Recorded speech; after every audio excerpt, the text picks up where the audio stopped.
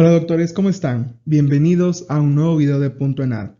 Compañeros, el día de hoy vamos a ver uno de los temas más importantes para el ENAR. Yo creo que es un top 3 con vacunación y algún tema de gineco de obste. Y la verdad tienen que conocerlo de pies a cabeza. No solamente tienen que conocer apendicitis en el adulto, sino que también en la embarazada, en el pediátrico, en el adulto mayor. Y todo eso vamos a ver el día de hoy. Y compañeros, para no hacer más larga esta clase, iniciamos.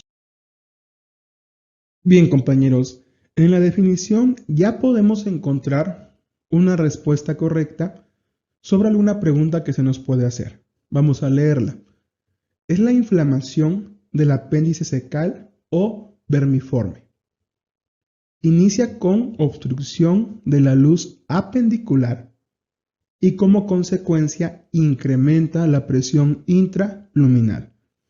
¿Cuál es la pregunta que les digo? Esto. Les van a preguntar ¿a qué se debe principalmente la apendicitis?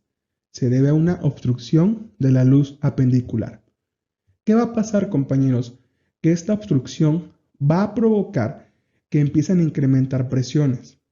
Va a ocasionar un edema y este edema va a ser un caldo de cultivo para que se produzcan bacterias. Estas bacterias, compañeros, tienen el poder de perforar el apéndice. E incluso sí hay que aprendernos las 4 fases de la apendicitis que más adelante vamos a mencionar.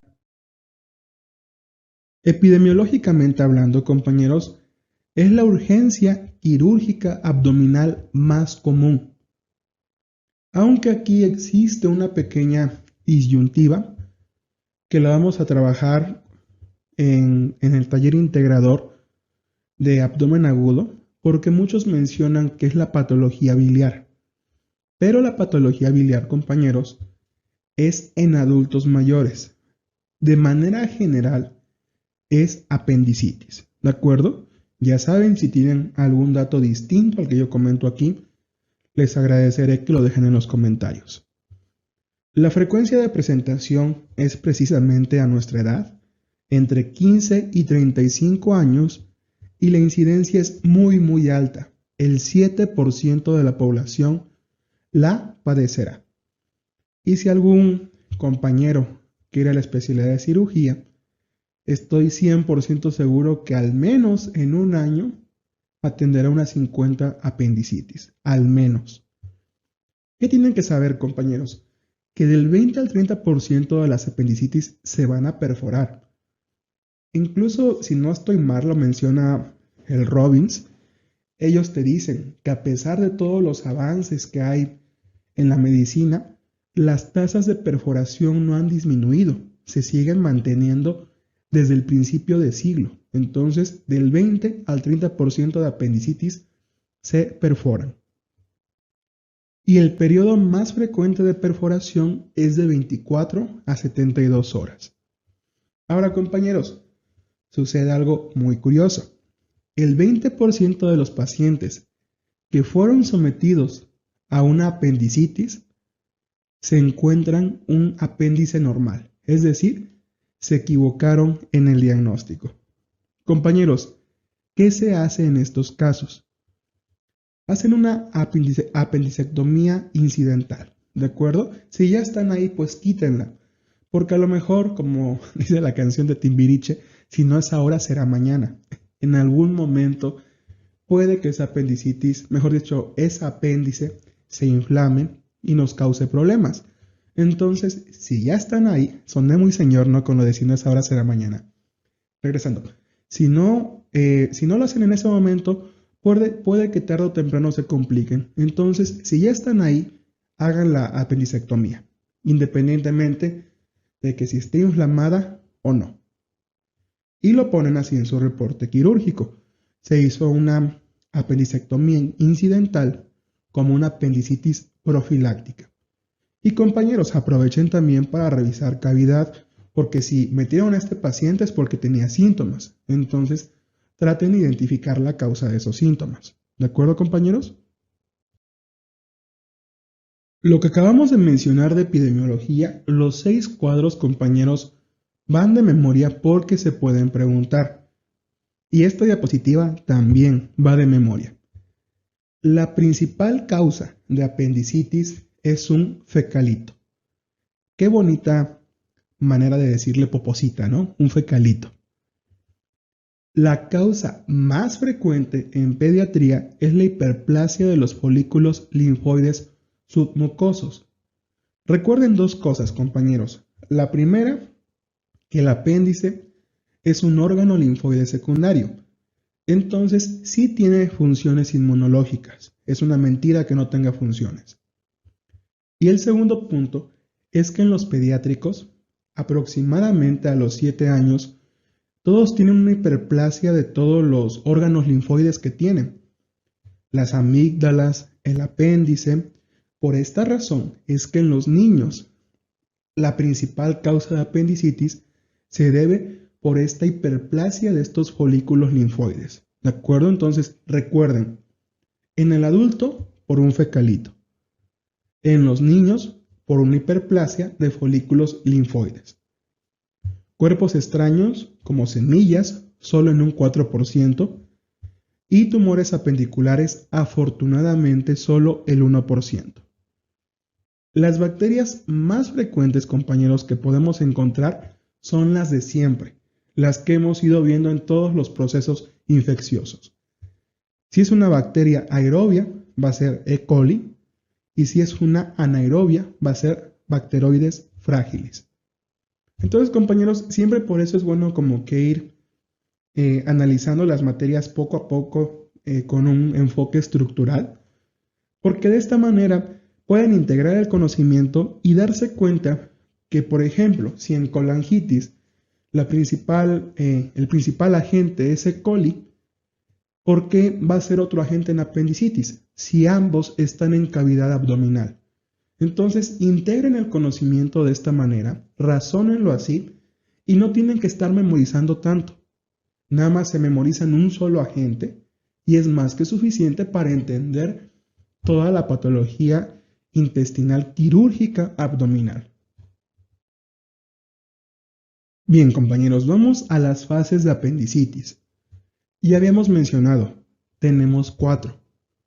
Una fase catarral o mucosa, una fase flemonosa o fibrosa, una fase purulenta y finalmente una gangrenosa.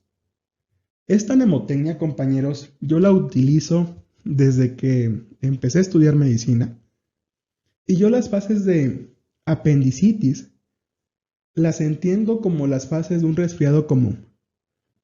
Primero empiezas con el catarro, luego empiezas ya con las flemas. Si se empeora, ya vas a empezar con una rinorrea purulenta. Y si empeoras más, vas a empezar con una fase gangrenosa, ya todo séptico. Entonces, no sé si les sirva mi mnemotecnia. Si no, ustedes ya saben, pueden hacer la que a ustedes les guste. Me la dejan en los comentarios para que la compartamos con sus compañeros. Pero estas son las 4 fases, ¿de acuerdo? Repito, primero empecemos con la fase catarral, luego con la fase flemonosa, luego purulenta y finalmente gangrenosa.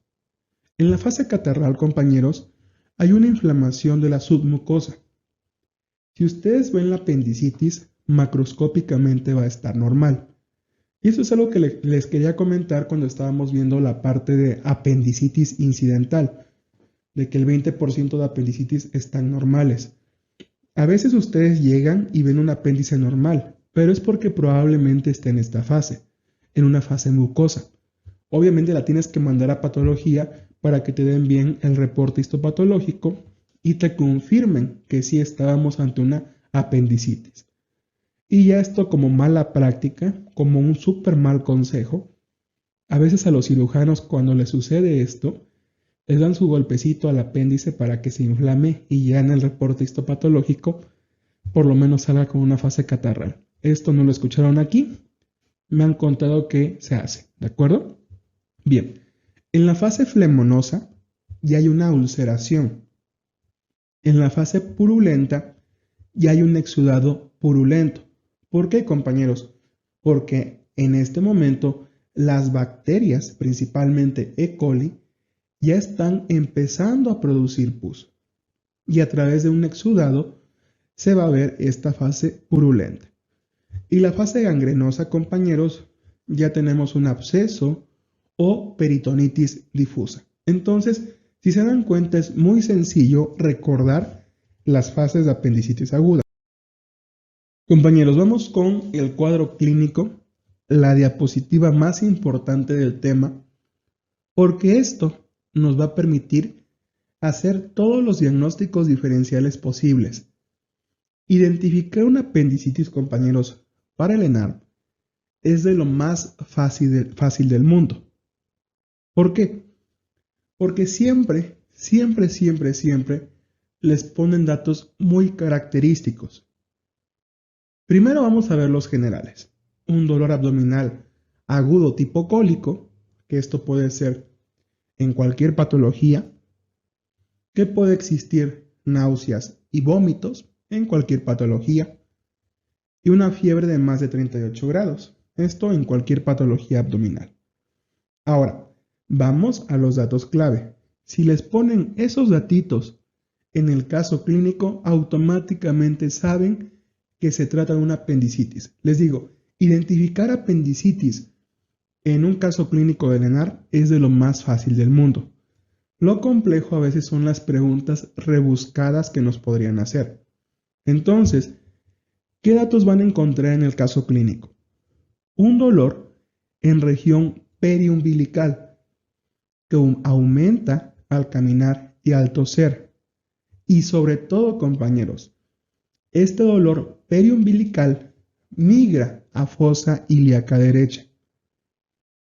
Y con eso, compañeros, es más que suficiente para saber que se trata de una apendicitis, independientemente de los signos apendiculares, independientemente de los signos de los criterios de Alvarado, independientemente de eso, si les ponen un dolor periumbilical que migra, automáticamente sospechen en apendicitis. Ahora, compañeros, sí es importante hacer diagnósticos diferenciales y principalmente saber con quién vamos a hacer un diagnóstico diferencial. En primer lugar, de los temas que ya hemos visto, ¿cuál piensan ustedes? Efectivamente, compañeros, una diverticulitis, porque tenemos datos clínicos muy parecidos, igual signos de laboratorio muy parecidos, pero es muy fácil diferenciarlo, porque en diverticulitis va a ser en fosa ilíaca izquierda y obviamente en apendicitis va a ser en fosa ilíaca derecha. Ese es el primer diagnóstico diferencial. Hay un segundo diagnóstico que ya vimos el tema, aunque no en cirugía, y con este sí se confunden bastante. Y estoy hablando, compañeros, de un embarazo ectópico. Les van a poner a una paciente embarazada mejor dicho, no les van a decir que está embarazada. Les van a poner a una paciente en edad reproductiva entre 15 y 35 años con un dolor en fosa ilíaca derecha. Aquí, ¿cómo hacer la diferenciación? En primer lugar, el dolor en el embarazo ectópico no migra, como si sucede en apendicitis. Por eso les digo, la migración del dolor es un dato esencial para hacer su diagnóstico. Ese es el primer dato, compañeros, que en embarazo ectópico van a tener un dolor que no migra. Y en segundo lugar, generalmente en estos pacientes, o en estas pacientes, mejor dicho, con un embarazo ectópico, les van a poner un sangrado transvaginal. Principalmente, compañeros, porque se los van a poner en un contexto de un embarazo ectópico roto, para que simule todos los datos de apendicitis, el abdomen en tabla, PCR elevada, leucocitos elevados, dolor en flanco derecho, que el dolor puede ser en cualquier región, pero para confundirlos se los van a poner en flanco derecho, ¿de acuerdo? Entonces, de estas dos maneras, compañeros, sabrán que es un embarazo ectópico y no una apendicitis. En el embarazo ectópico, insisto, no migra el dolor y además hay un sangrado transvaginal. Y obviamente tienen que identificar a una mujer en edad reproductiva entre 15 y 35, 40 años. Y otro diagnóstico diferencial, que este sí aún no lo vemos, y ese para que vean si es un poco más complejo, es una infección de vías urinarias en las mujeres, porque tenemos sintomatología similar y además el ego en apendicitis también puede estar alterado. Entonces, no solamente nos vamos a guiar del ego, porque dices, ok, va a ser una infección de vías urinarias porque tenemos esterasa, tenemos leucocitos en el ego. No, compañeros, insisto, en apendicitis el ego también puede estar alterado. Aquí, ¿cómo se van a dar cuenta? Por el dolor que migra. Si es un dolor que migra, es apendicitis. Si no, es una infección de vías urinarias. Todo esto, compañeros, lo vamos a ver en el taller integrador de abdomen agudo. Estoy seguro que les va a gustar mucho. Todo el conocimiento que fuimos adquiriendo en cirugía y gastro lo van a poner en práctica ahí. Entonces, espero que hasta ahorita no haya dudas. Si no ya saben, me las dejan en los comentarios. Bien, compañeros, ya aprendimos a hacerlo más fácil, que es diagnosticar la apendicitis. Ahora debemos conocer todas esas preguntas rebuscadas que se nos pueden hacer. Y estos son los signos apendiculares. Hay muchos más, compañeros, pero estos son los que más se pudiesen preguntar. Yo creo que los primeros 4 o 5 incluso, todo el mundo los conoce. El de McBurney es el típico dolor a la palpación profunda y que el paciente le duele cuando haces la descompresión. Esto en fosa ilíaca derecha. El de Rousing, digamos que es un espejo de McBurney. ¿Por qué?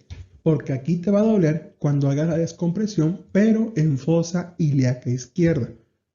Generalmente aquí ya se nos habla de una peritonitis, ¿de acuerdo? Ahora, nos regresamos al segundo, al de Bloomberg. Este es lo mismo, también es una sensibilidad al rebote, pero este puede ser en cualquier parte del abdomen, ¿de acuerdo? Ahora, el número 4 es de los que más se preguntan, el del psoas. Este es un dolor al levantar y extender la pierna contra una resistencia. Este, compañeros, generalmente lo vamos a utilizar en caso de sospecha de que ya hay un absceso retrocecal, ¿de acuerdo?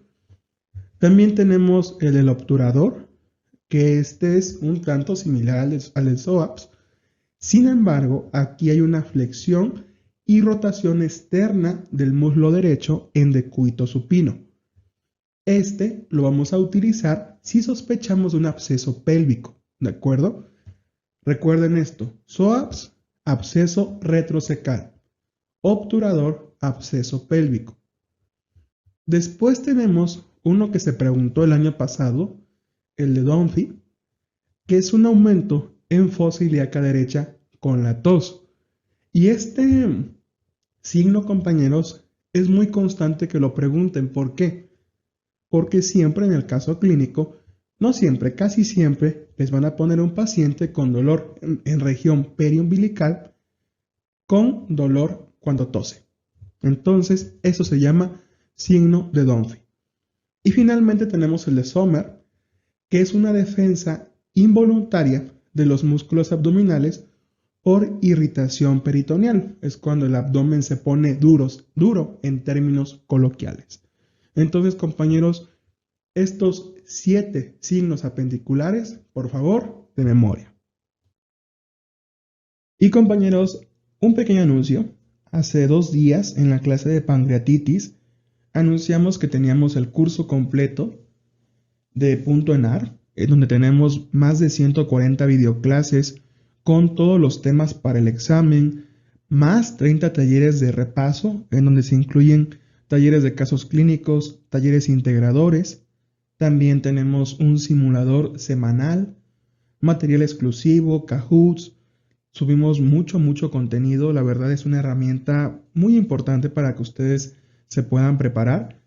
Y lancé una promoción. Dije que si se inscribían antes del 28 de febrero, todavía iban a ser parte del curso intensivo asincrónico, que consiste en que a partir de julio vamos a subir aproximadamente 30 videoclases de 2 horas de duración con los puntos esenciales para que ustedes puedan lograr un buen puntaje en el ENAR. Y la promoción terminaba el 28 de febrero. Y muchos compañeros vieron el video hasta hoy y nos están mandando mensajes para extender esta promoción. Y sí va a ser así, compañeros. Tienen hasta el 15 de marzo para inscribirse y recibir la promoción del curso asincrónico sin costo adicional a partir de julio. Compañeros, el enlace está en la descripción del video, www.patreon.enar@.com. No, el arroba olvídenlo, eso me lo inventé, es .com. Entonces, doctores, ese era el pequeño anuncio que les tenía que dar. Continuamos. Bien, compañeros, vamos con el diagnóstico. En teoría, el 80% de los casos se debe diagnosticar clínicamente. ¿Y cómo vamos a hacer el diagnóstico clínico? Con las manifestaciones cardinales. Esto fue pregunta de ENAR 2021. ¿Por qué? Se nos habla que las manifestaciones cardinales tienen una muy buena sensibilidad diagnóstica. No tanto especificidad, pero sí sensibilidad. ¿Y cuáles son estas 3 manifestaciones? Esto de memoria. Un dolor periumbilical que migra a cuadrante inferior derecho. Esto que tanto he repetido es un punto cardinal. Datos de irritación peritoneal, como a lo mejor un dolor a la palpación enfosiliaca derecha, cualquier signo apendicular, nos podría estar hablando ya de una irritación peritoneal. Ahí tenemos la segunda manifestación cardinal.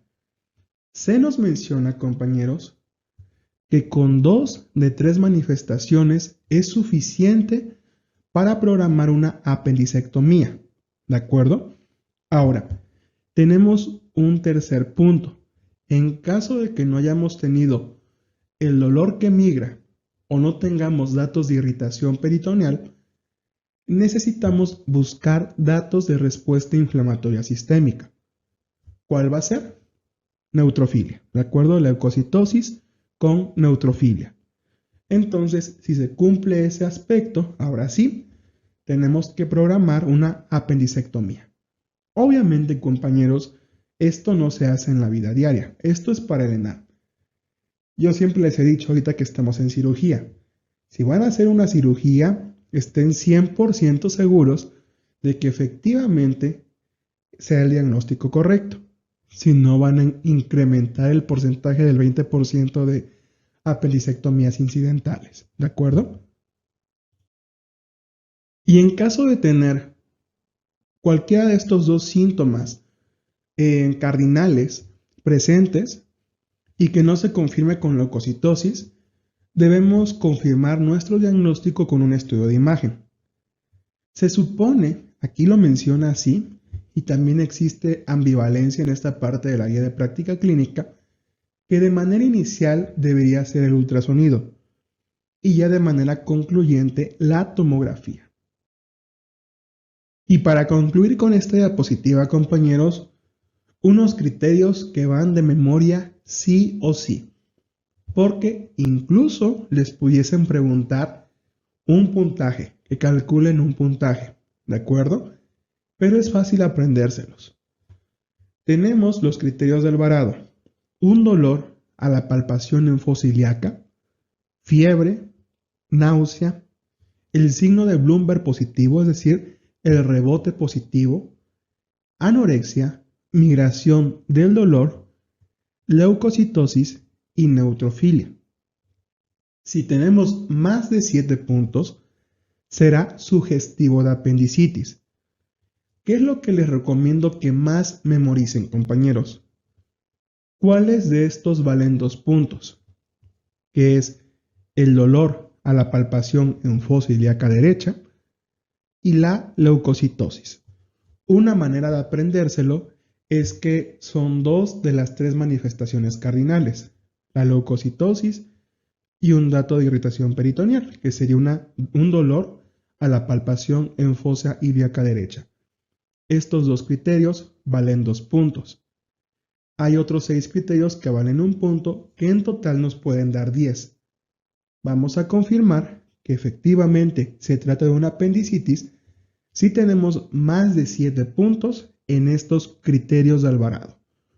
Yo creo que, compañeros, que aquí sí hay que sentarse a estarla repasando, estudiando y leyendo, incluso antes del examen, para que no se nos olvide. Bien, compañeros, vamos a los estudios de imagen. Por cierto, en teoría ya me estoy recuperando del coronavirus que tuve, pero aún así se me llega a salir algún gallito, creo que se notó en la diapositiva anterior. Así que nuevamente les ofrezco una disculpa por ello. Ya espero que a partir de la siguiente clase ya esté 100% recuperado. Bien, en el diagnóstico, compañeros, en los estudios de imagen, la radiografía de abdomen ya está en desuso. Tiene una baja sensibilidad y especificidad. Aquí anteriormente se preguntaba el signo del borramiento del psoas, pero les repito, la radiografía ya no se usa. Entonces, esto no lo tienen que memorizar. Después tenemos un ultrasonido de abdomen, que aquí se supone que es útil para diagnósticos diferenciales. Por ejemplo, un embarazo ectópico roto. Y aquí la contradicción, compañeros, esta ambivalencia de la guía de práctica clínica, es que les dice que si tienen uno de 3 signos cardinales, hagan un estudio de imagen, de preferencia ultrasonido. Sin embargo, compañeros, lo que se hace es una TAC, porque es considerada el gol estándar en casos de duda diagnóstica, ¿de acuerdo? Así que probablemente lo vamos a dejar así. Estudio inicial en sospecha, ultrasonido. Gol estándar, tomografía. Es lo que van a responder en el examen, ¿de acuerdo? Bien, en la tomografía, ¿qué vamos a encontrar? Un diámetro apendicular mayor a 6 milímetros. Sí es importante memorizar esto, compañeros. Un grosor de la pared mayor a 2 milímetros y una presencia de inflamación periapendicular. ¿De acuerdo? Entonces, insisto, la radiografía ya no se usa. El ultrasonido, a lo mejor como estudio inicial en casos de sospecha diagnóstica. Gol estándar, tomografía. Bien, compañeros, con la parte del tratamiento es de lo más sencillo porque el tratamiento es con apendicectomía laparoscópica. Aquí solamente hay que aprenderse las contraindicaciones, que son datos de insuficiencia cardíaca congestiva, múltiples cirugías abdominales, una hipertensión pulmonar severa o que tengamos un personal no entrenado en cirugía laparoscópica. ¿De acuerdo? Y otra cosa que también se puede preguntar es la profilaxis antibiótica que debemos hacer en estos pacientes. Siempre vamos a dar una cefalosporina de tercera generación, generalmente Septria, más metronidazol. Y como ven, compañeros, es un tema muy fácil, muy simple, muy sencillo y sobre todo muy rentable. Ahora, compañeros, vamos a ver a los pacientes en situaciones especiales, es decir, apendicitis en pediátricos, en embarazadas y en adultos, que comúnmente esto también se pregunta mucho. Así que, compañeros, continuamos.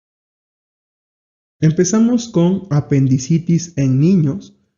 La epidemiología, compañeros. La causa más común, esto ya lo habíamos platicado, es una hiperplasia linfoide. La mayor incidencia está entre los 6 y 10 años de vida. Por esta misma razón, compañeros, es cuando los órganos linfoides están, digamos que, hipertrofiados o con hiperplasia.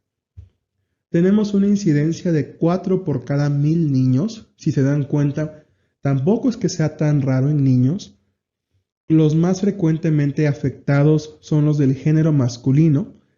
Y aquí, compañeros, hay un gran problema. Y este es que las peritonitis que se llegaron a producir son más severas, debido a las altas tasas de perforación. E incluso, compañeros, las apendicitis en menores de un año tienen tasas de perforación que van del 80 al 100%. Entonces, tener un niño con apendicitis menor de un año es un muy mal pronóstico, ¿de acuerdo? En la clínica tenemos dolor abdominal, náusea, vómito y fiebre. Y compañeros, generalmente preguntan el orden de la presentación, ¿de acuerdo? Primero inician los niños con dolor abdominal, después con náusea, luego vomitan y finalmente con fiebre. Este orden va de memoria. Desde el inicio va a haber anorexia y en lactantes el síntoma inicial suele ser diarrea. Aquí, compañeros, sí es un poco más complejo porque si se ponen a analizar, la clínica no nos ayuda mucho para llegar al diagnóstico. Afortunadamente, cuando se nos pregunta apendicitis en niños, ellos ya nos dan el diagnóstico y ya solamente nos piden que demos el orden de la presentación de los síntomas, la causa más común, las tasas de perforación. ¿De acuerdo? Ahora, el diagnóstico, ¿cómo lo hacemos? Con el cuadro clínico ya mencionado y vamos a hacer algo conocido como la triple prueba, que es PCR mayor a 8, leucocitosis mayor a 11.000 y el cuadro clínico sugestivo. Si tenemos estos tres datos, vamos a derivar inmediatamente a valoración por cirujano. Y si tenemos menos de 2 manifestaciones cardinales, ya sabemos, hacemos ultrasonido de manera inicial y TAC para confirmación diagnóstica. Ahora, el tratamiento, compañeros, en menores de 5 años tiene que ser una apendicectomía abierta. Aquí no podemos hacer por vía laparoscópica. Y me puse a investigar por qué es que no se puede hacer en menores de 5 años. Y la mejor respuesta que encontré es porque los cirujanos aún no tienen bien dominada esa técnica, los cirujanos pediatras, de hacer una cirugía laparoscópica en un menor de 5 años. Y a partir de los 5 años ya se puede hacer la apendicectomía laparoscópica. Y como siempre, compañeros, realizar la profilaxis antibiótica. Esto, compañeros, en apendicitis en niños. Vamos a la que es más preguntada, la apendicitis en el embarazo. La epidemiología, compañeros, pregunta de examen, es el padecimiento quirúrgico no obstétrico más común durante el embarazo. Otra pregunta de examen es que la mayor incidencia va a ser en el segundo trimestre. La frecuencia es 1 de cada 1500 embarazos y en el tercer trimestre estas pacientes tienen un peor pronóstico. E incluso la pérdida fetal puede ser del 3 al 5% comúnmente, pero si se llega a romper el apéndice será del 20%. La clínica vamos a encontrar un dolor abdominal en cuadrante inferior derecho, leucocitosis, que si tenemos más de 15.000 o 20.000, tenemos un alto valor predictivo positivo. Es decir, esto nos va a confirmar el diagnóstico. Compañeros, ¿aquí les van a poner un caso clínico? Sí, aquí sí. A diferencia de en el pediátrico, aquí sí les van a pedir que identifiquen una apendicitis en el embarazo, pero son los mismos datos clínicos. La migración de dolor de la región periumbilical a fosa ilíaca derecha, este dolor que aumenta cuando se tose y los signos apendiculares. ¿De acuerdo? A esto le sumamos que la leucocitosis aquí adquiere un valor, digamos, de más importancia porque tiene este alto valor predictivo positivo. Aquí hay que hacer el diagnóstico diferencial con el embarazo ectópico. Ya se los comentaba hace un momento. En el embarazo ectópico generalmente se los van a poner roto y vamos a encontrar sangrado transvaginal y el dolor no va a migrar, ¿de acuerdo? Pero, insisto, para confundirlos, sí les van a poner un dolor en fosa ilíaca derecha. Ahora, compañeros, hay un punto importante a considerar en estos pacientes. Con el crecimiento uterino, el apéndice y el ciego se pueden desplazar de 3 a 4 centímetros por arriba de su localización normal. Entonces, esto nos podría hacer un poquito dudar en la exploración física y hay que considerarlo a la hora de hacer el tratamiento quirúrgico. Diagnóstico, compañeros, aquí sí va a variar mucho. El diagnóstico en estos pacientes siempre va a ser un ultrasonido abdominal. Y por lo menos para hacer el diagnóstico diferencial con embarazo ectópico. Ahora, compañeros, anteriormente se mencionaba que en caso de que el ultrasonido no fuese concluyente, podríamos hacer TAC siempre y cuando fuese después de la semana 20. Sin embargo, compañeros, las últimas actualizaciones de la guía de práctica clínica nos dicen que la TAC ya no se utiliza, que solamente la podríamos utilizar como un último recurso diagnóstico y eso si no tenemos disponibilidad de una resonancia, ¿de acuerdo? Y siempre y cuando ya sea después de la semana 20 de gestación. Entonces, en vez de realizar un TAC, ¿cuál quedó como diagnóstico de elección? Una resonancia magnética, porque tiene 93% de sensibilidad y 100% de especificidad. ¿De acuerdo, compañeros? Entonces, en conclusión, de elección utilizamos ultrasonido. Y de elección, en caso de duda diagnóstica, vamos a utilizar resonancia magnética. La TAC la dejamos de última opción. Tratamiento, compañeros, el de siempre. Apendicectomía laparoscópica más profilaxis antibiótica. Y compañeros, concluimos con apendicitis en el adulto mayor, que aquí, compañeros, es un diagnóstico complejo y difícil, al menos para términos de vida diaria. ¿Por qué? Porque aquí la evolución es subaguda y por ende la atención médica se hace más tardía. Además de que existen factores psicosociales que complican aún más esta atención. En primer lugar, va a haber muchos geriátricos que ya no puedan desplazarse a urgencias y dependan de familiares. En segundo lugar, hay muchos que tienen problemas para comunicar sus dolencias. Y como además la evolución es subaguda, ellos podrían pensar que se trata de cualquier otra cosa. Entonces, al menos para la vida diaria, el tema de apendicitis en el adulto mayor sí es complejo. Afortunadamente la frecuencia es menor y lo difícil aquí es que la perforación ocurre antes. Recuerden que generalmente la perforación ocurre de las 24 a las 72 horas. Aquí puede ocurrir antes.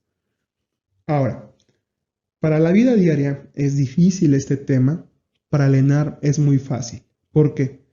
Porque les van a preguntar cuál es el síntoma más frecuente y es un dolor abdominal difuso. Si en el caso clínico, compañeros, les ponen a un paciente con dolor abdominal difuso, con datos de defensa y alteraciones en la fórmula blanca, orienten su diagnóstico a una apendicitis. Entonces, el diagnóstico ya propiamente dicho, la clínica es poco confiable, insistir, nos vamos a guiar con el dolor abdominal difuso, pero tenemos que solicitar una fórmula blanca para ver los leucos, hay que solicitar un ego para hacer un diagnóstico diferencial, electrolitos séricos. Aquí sí está justificada hacer la placa simple de abdomen de pie. ¿Por qué razón, compañeros? Porque en ocasiones se va a presentar como un cuadro obstructivo indolente. Y aquí hay que hacer el diagnóstico diferencial, ya sea con un vólvulo, con una diverticulitis, ¿de acuerdo? Por esta razón, aquí sí está justificada hacer la radiografía de abdomen, ¿de acuerdo? Tratamiento, apendicectomía abierta, si tenemos a un paciente con comorbilidades. Y si no tenemos comorbilidades, una vía laparoscópica. Y como siempre, hacer una profilaxis antibiótica con ceftriaxona más metronidazol, esto sospechando en E. coli o en bacteroides. Y compañeros, así concluimos este tema. Insisto, un tema muy rentable. Cada una de las diapositivas que vimos hoy hay que aprendérselas de memoria. Bien, compañeros, el caso clínico a primera vista es muy característico de apendicitis. Generalmente estos casos son muy largos, así que vamos a analizarlo. Tenemos a un masculino de 28 años, recuerden el pico de incidencia es entre 15 y 35. Acude al servicio de urgencias porque desde hace 20 horas presenta un dolor intenso que comenzó en mesogastrio y posteriormente migró a cuadrante inferior derecho. Compañeros, con esto es más que suficiente para hacer nuestro diagnóstico de apendicitis. ¿De acuerdo? Tiene irradiación a muslo y escroto. Eso nos puede hacer un poco sospechar a lo mejor en una litiasis. Pero bueno, vamos a ver qué dice lo demás. Tiene náuseas intensas y ha vomitado en 2 ocasiones. Se acompaña de evacuaciones disminuidas en consistencia. A la exploración física presenta temperatura de 38 grados, TA de 130-90, frecuencia cardíaca de 100, respiratoria de 20, abdomen con dolor a la descompresión súbita en cuadrante inferior derecho, es decir, un McBurney, resistencia muscular voluntaria. Compañeros, nos están poniendo todos los datos de todos los criterios de Alvarado. Ahorita vamos a repasarlo para que no se les olvide. Se reporta biometría hemática con hemoglobina de 12.5, leucos de 12.300, 70% de neutrófilos, el ego reporta de 10 a 15 leucos por campo y bacterias positivas. Aquí, compañeros, es un caso clínico bastante típico de apendicitis. Nos ponen 2 distractores para sospechar en algún ego, mejor dicho, en alguna infección de vías urinarias o una litiasis renal, que es la irradiación a muslo y escroto y el examen general de orina alterado. Sin embargo, recuerden lo que ya comentaba, el ego en estos pacientes sí puede estar alterado, puede tener leucocitos y bacterias positivas, así que por esa razón, compañeros, descartamos que sea algún problema urinario. Entonces, compañeros, vamos a recordar los criterios de Alvarado, que les repito, este caso clínico creo que lo hicieron con esa intención de ejemplificar todos los criterios que debemos ver. Y pues hay que recordarlos. Primero, recuerden que los vamos a dividir. Esto no lo comenté en clase, pero se los comento ahorita. Los criterios de Alvarado son 8. Recuerden que 2 de estos 8 valen 2 puntos. Y con esto tenemos un total de 10 puntos. Recuerden, más de 7, estamos ya confirmando nuestro diagnóstico de apendicitis. Entonces tenemos 3 síntomas, 3 signos y 2 datos de laboratorio. Los síntomas es la migración del dolor, que aquí es un punto, que para mí este es el punto más importante, les repito, es muy característico que lo pongan en el caso clínico. Anorexia, que aquí creo que este sí no lo pusieron, solamente pusieron que tenía náuseas y vómitos, que precisamente es otro punto de un criterio de Alvarado. Así que hasta el momento llevamos 2 puntos, náuseas y el dolor que migró. Signos, compañeros. Un dolor en cuadrante inferior derecho lo tiene. Y además tiene dolor a la descompresión súbita. Aquí ya tenemos 3 puntos. El dolor en cuadrante inferior derecho, que es un punto, y los puntos dobles que valen el dolor a la descompresión. Entonces llevamos 6 puntos. Otro signo es la fiebre, que tiene fiebre, llevamos 7 puntos. Perdón, 6 puntos. Luego, datos de laboratorio. Leucocitosis tiene 12.300. Recuerden que la leucocitosis vale 2 puntos. Y desviación a la izquierda, que aquí pues puede estar dependiendo si son criterios modificados o no. En este caso, si fuesen modificados, tendría un punto más. Entonces, este paciente tiene 9 puntos, compañeros. Y no sé si se me está pasando el dato de anorexia, que creo que no lo veo acá. Pero tiene 9 puntos y con eso llegamos a la conclusión de que es una apendicitis aguda. El gol estándar en esta patología, una tomografía. ¿De acuerdo? Miren, precisamente lo que les digo. Los criterios de Alvarado se ejemplifican en ese caso aprendérselos de memoria. Y la TAC se considera el gol estándar en caso de duda diagnóstica. Siguiente caso clínico. Masculino de 40 años ingresa al hospital con cuadro compatible de apendicitis aguda. Refiere que el dolor inició hace 24 horas alrededor del ombligo y migró hacia flanco derecho. Niega síntomas urinarios. Si les ponen un caso clínico cortito, en donde ya les estén dando el diagnóstico, es porque seguramente les van a hacer preguntas rebuscadas. O a lo mejor de fisiopato, de porcentajes, de signos. Vamos a ver qué nos preguntan. Evento fisiopatológico, lo que les decía. Nos van a preguntar fisiopato. Más probable que desencadenó el cuadro apendicular de este paciente. A. Infección, no. Fecalito es una opción, nada más que el fecalito, más que como un evento fisiopatológico, es un agente etiológico. Entonces, vamos a dejarlo aquí pendiente. Obstrucción es más una obstrucción, compañeros. Como evento fisiopatológico es una obstrucción. Recuerden que hablando etiológicamente, en pacientes adultos, el mayor causante de una apendicitis precisamente es un fecalito, pero en términos etiológicos. En términos fisiopatológicos es una obstrucción de la luz apendicular. Y lo mismo sucede en el niño. En el niño el agente etiológico, el evento etiológico es una hiperplasia linfoide. Pero el evento fisiopatológico también es una obstrucción. Espero, compañeros, que con esto nunca se les olvide, porque es una pregunta muy, muy buena y que se hace en repetidas ocasiones. ¿De acuerdo? Siguiente punto, siguiente pregunta. Tiene un valor de 2 puntos en la escala de Alvarado. Esto también se pregunta mucho. Neutrofilia tiene 2 puntos. El signo de Blomberg positivo, que es el de rebote, también tiene 1 punto. Leucocitosis, madre mía, está buena la pregunta. Leucocitosis tiene 2 puntos y fiebre tiene 1 punto. Aquí hay que hacer la diferenciación entre neutrofilia o leucocitosis. Nos vamos a quedar con leucocitosis, es como que más general, pero ambas pudieran ser correctas. Es una pregunta típica de NAR, que te quieren confundir.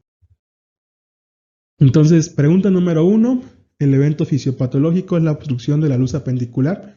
Lo que les comentaba, si les preguntan evento fisiopato, es obstrucción tanto en niños como en adultos.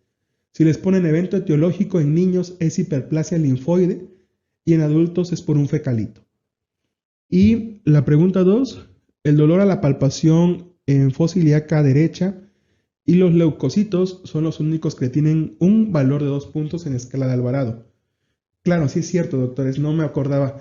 Neutrofilia solamente te da 1 punto. Entonces, mala mía, pero bueno, al final de cuentas la tuvimos como acierto. Entonces, compañeros, ahora sí, vamos con los puntos en AR para concluir así el tema. Bien, compañeros, vamos con los puntos en AR. De baja dificultad, los datos clínicos con mayor valor predictivo es dolor en fosa ilíaca derecha, signos de irritación peritoneal y la migración del dolor. Aquí, compañeros, sinceramente esto lo dejamos hasta el final, porque a veces lo único que hacemos es confundirlos, de ponerles tantos datos que si es un dato clínico con valor predictivo, si es un signo cardinal. Sinceramente, yo prefiero que se aprendan los 3 datos cardinales porque son los que más se pueden preguntar. ¿De acuerdo, compañeros? Ahora, siguiente punto. La prueba triple, esta ya la habíamos mencionado en pediatría, la utilizamos para valorar alteraciones bioquímicas. una PCR mayor a 8, leucocitos mayor a 11.000 y una neutrofilia mayor al 75%. Esta es la prueba triple bioquímica más la clínica, obviamente. ¿De acuerdo? Ahora, si hay que hacer el diagnóstico diferencial, por ejemplo, en una embarazada con un embarazo ectópico y de manera general con infección de vías urinarias. Ya vimos que el ego puede estar alterado. Siguiente pregunta, mejor dicho, siguiente punto. La alteración apendicular ocurre en el tercio distal a nivel del borde antimesentérico y en extremos de la vida se puede perforar las primeras 12 horas. Así que si les preguntan cuál es el grupo etario con mayor riesgo de perforación, es adultos mayores y pediátricos. Y recuerden, compañeros, que la perforación ocurre en el tercio distal. Ahora, otro punto importante, que esto no lo incluimos en clase, pero lo mencionamos ahora, es la localización del apéndice. En el 74% de los casos va a ser retrocecal, en el 21% pélvica y en el 2% paracecal. Sinceramente, el tema de apendicitis da para mucho. Podríamos ver la clínica en cada una de estas presentaciones, pero no tiene caso, porque eso sí definitivamente no se los van a preguntar. A lo mejor les preguntan cuál es la más frecuente, cuál es la segunda más frecuente. ¿De acuerdo? Ahora, en pacientes embarazadas, la pérdida fetal es del 3 al 5% en apendicitis no perforadas y de hasta el 20% en apendicitis perforadas. Otro punto, esto creo que se preguntó en el 2021 también, era la irrigación apendicular, que todo inicia con la arteria apendicular que viene de la ilocólica, a su vez de la cólico derecha, y esta a su vez de la mesentérica superior. Entonces recuerden, está irrigada por arteria apendicular, que es rama de la iliocólica, a su vez de la cólico derecha, y finalmente de la mesentérica superior. De alta dificultad, compañeros. La TAC, recuerden que en embarazadas ya no se usa. ¿Por qué? Porque la exposición es de 300 rads y en las embarazadas el límite que tienen es apenas de 5. Entonces, por esta razón ya utilizamos resonancia en caso de duda diagnóstica y la TAC la dejamos de última opción siempre y cuando ya haya cumplido las 22 semanas de gestación. Otro punto que es importante que recuerden es que la causa de cirugía no obstétrica más frecuente en el embarazo es la apendicitis aguda. Los antibióticos, compañeros, son las cefalosporinas de tercera generación, ceftriaxona principalmente, más metronidazol. Y compañeros, esto se hace en el preoperatorio. En el posoperatorio solamente los van a dejar con antibióticos en caso de apendicitis perforadas. Si el paciente no tiene una perforación, está todo bien, pueden suspender el antibiótico sin ningún problema. Y finalmente, compañeros, así concluimos este tema tan importante. Terminó siendo casi de 1 hora, pero sí vale la pena. Todo es muy preguntable, todo es muy rentable. De aquí pueden salir 3 o 5 preguntas. Así que a recordar, a entender y a memorizar todo. Y bueno, doctores, hasta aquí el video del día de hoy. Muchas gracias por quedarse hasta el final. Ya saben, síganos en nuestras redes sociales, Twitter, TikTok, Instagram, Telegram. Ahí saben que mandamos las preguntas diarias y los enlaces para estas clases. Y ya saben, si quieren ser parte de esta familia, los esperamos en nuestra plataforma, en Patreon, planes desde 130 pesitos al mes. Ahí tenemos el curso completo. Es una gran herramienta para que puedan pasar su ANAR. Así que compañeros, cuídense mucho, un fuerte abrazo, nos estamos viendo.